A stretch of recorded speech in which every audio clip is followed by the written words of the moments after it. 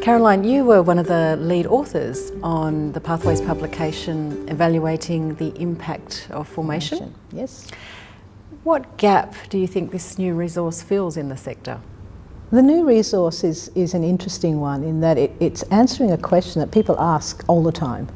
You know, how do we know that this program works, that program works, that we've made a difference either to the person or to the organisation through what we spend on formation?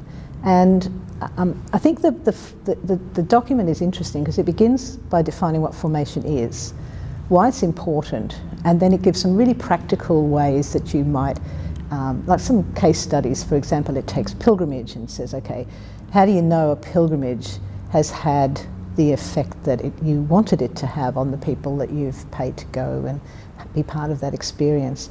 And whereas there's no definitive answer to, you know, how do you actually evaluate, this resource is a practical way of getting people thinking about that.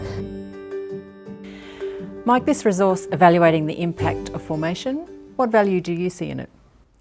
Margaret, I think it's a wonderfully written, practical guide, very timely guide for those that are considering evaluation or have had goes in the past at evaluation and haven't quite been sure about exactly what they're doing.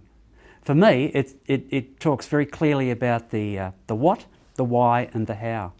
I was really taken actually with the first part of it in relation to what is formation, for example, because that is actually so often neglected.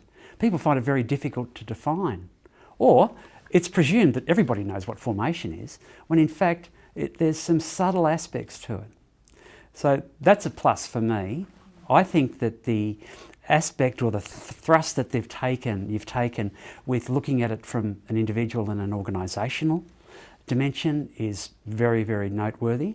And that through the ways in which the logic of the evaluation process is presented, it will be easy to follow and useful. It has significant case studies, some very practical, easy to use surveys and approaches to collecting information and assessing it.